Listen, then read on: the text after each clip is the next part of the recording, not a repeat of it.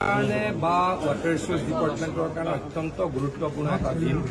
মই প্ৰথমতো কৈছোঁ ৰেড লেটাৰ ডে বুলিয়ে ক'ম নে হিষ্টৰিক ডে বুলিয়ে ক'ম। আমি আজি গুৱাহাটী IITৰ লগত এখন MOU চাইন কৰিছোঁ। এই MOUখনত এই কথাটো আছে যে আমি প্ৰত্যেক বছৰে 20জন ইঞ্জিনিয়াৰক MTech পঢ়াব পাৰিম গুৱাহাটী IITত।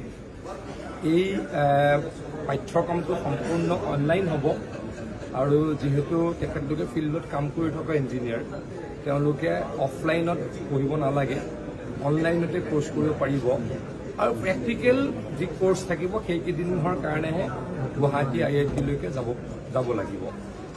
এটা অত্যন্ত গুৰুত্বপূৰ্ণ কথা যে আমাৰ ডিপাৰ্টমেণ্টত এগৰাকী ইঞ্জিনিয়াৰে যেতিয়া জইন কৰে তেখেতৰ বয়স 25 পৰা 30 বছৰ বয়স হয় আৰু তেখেতে 60 বছৰলৈকে ডিপাৰ্টমেণ্টটোৰ কাম কৰে বা ডিপাৰ্টমেণ্টলৈকে অৰিহণা যোগায়, কিন্তু এদিনো তেওঁলোকে ক'তো এটা ৰিফ্ৰেছাৰ কোৰ্চত গৈ অংশগ্ৰহণ নকৰে, এখনো ছেমিনাৰত গৈ অংশগ্ৰহণ নকৰে। ডক্টৰসকলৰ যেনেকৈ ছেমিনাৰ হৈ থাকে, ডক্টৰসকলে ৰিফ্ৰেছাৰ কোৰ্চত গৈ পঢ়িয়ে থাকিব লাগে, নতুন নতুন পাঠ্যক্ৰমৰ বিষয়ে জানে। আমাৰ অসম চৰকাৰৰ ইঞ্জিনিয়াৰসকলৰ সেই ব্যৱস্থা নাই। কি নতুন টেকনলজি আহিছে পৃথিৱীৰ অন্য জেগাত বা কি নতুন ব্যৱস্থাৰে কাম কৰিব লাগিব সেই বিষয়ে আমাৰ ইঞ্জিনিয়াৰসকল জ্ঞাত নহয়, যদিও আমাৰ ইঞ্জিনিয়াৰসকল খুবেই ছিনচিয়াৰ, খুবেই ভালদৰে কাম কৰে। আৰু সেইকাৰণে আমি কি কৰিব লাগে, সময়ে সময়ে আমি বহু কিছু এনেকুৱা আমাৰ স্কিম যিটো খুব বেছি ইম্পৰ্টেণ্ট বা কৰিবলৈ কিছু আমাৰ ইঞ্জিনিয়াৰে কষ্ট পায়, সেইটো কোনে কৰিব লাগে, আমি গুৱাহাটী IITক দিওঁ।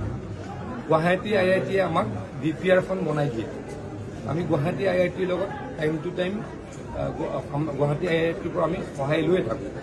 গতিকে এইবাৰ আমি সিদ্ধান্ত ল'লোঁ যে আমি প্ৰত্যেক বছৰে আমাৰ যি 60% যোনে BTechত পাইছিলে তেওঁলোকে এটা ইণ্টাৰভিউ দিব আৰু 20জন ইঞ্জিনিয়াৰক IIT গুৱাহাটীয়ে প্ৰত্যেক বছৰে চিলেক্ট কৰিব আমাৰ ডিপাৰ্টমেণ্টৰ, ৱাটাৰ ৰিচোৰ্চ ডিপাৰ্টমেণ্টৰ, আৰু তেওঁলোকে নতুন টেকনলজিৰে ডিপাৰ্টমেণ্টত আহি ভালকৈ কাম কৰিব।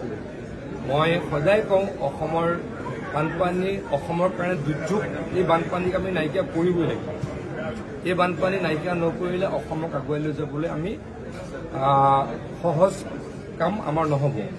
কিন্তু ডক্টৰ হিমন্ত বিশ্ব শৰ্মা ডাঙৰীয়াৰ নেতৃত্বত আমি যোৱা 4 বছৰত কিছু এনেকুৱা কাম কৰিবলৈ সক্ষম হ'লোঁ যাৰ ফলত ধেমাজিয়ে কওক, মৰিগাঁৱে কওক, লখিমপুৰেই কওক, মাজুলীয়ে কওক, য'ত ভয়ানক বানপানী হৈছিল, নলবাৰী কওক বা BTR জিলাসমূহ কওক, কাৰ্বি আংলঙত কওক, বৰাকভেলীত কওক, সমগ্ৰ অসমত আমি 60 পৰা 70% বানপানী আমি কণ্ট্ৰল কৰিবলৈ সক্ষম হৈছোঁ টেকনলজিৰে ডিপাৰ্টমেণ্টত আহি ভালকৈ কাম কৰিব। মই সদায় কওঁ অসমৰ বানপানী অসমৰ কাৰণে দুৰ্যোগ, এই বানপানীক আমি নাইকিয়া কৰিবই লাগিব। এই বানপানী নাইকিয়া নকৰিলে অসমক আগুৱাই লৈ যাবলৈ আমি সহজ কাম আমাৰ নহ'ব। কিন্তু ডক্টৰ হিমন্ত বিশ্ব শৰ্মা ডাঙৰীয়াৰ নেতৃত্বত আমি যোৱা 4 বছৰত কিছু এনেকুৱা কাম কৰিবলৈ সক্ষম হ'লোঁ যাৰ ফলত ধেমাজিয়ে কওক, মৰিগাঁৱে কওক, লখিমপুৰেই কওক, মাজুলীয়ে কওক, য'ত ভয়ানক বানপানী হৈছিল, নলবাৰী কওক বা BTR জিলাসমূহ কওক, কাৰ্বি আংলঙত কওক, বৰাকভেলীত কওক, সমগ্ৰ অসমত আমি 60 পৰা 70% বানপানী আমি কণ্ট্ৰল কৰিবলৈ সক্ষম হৈছোঁ।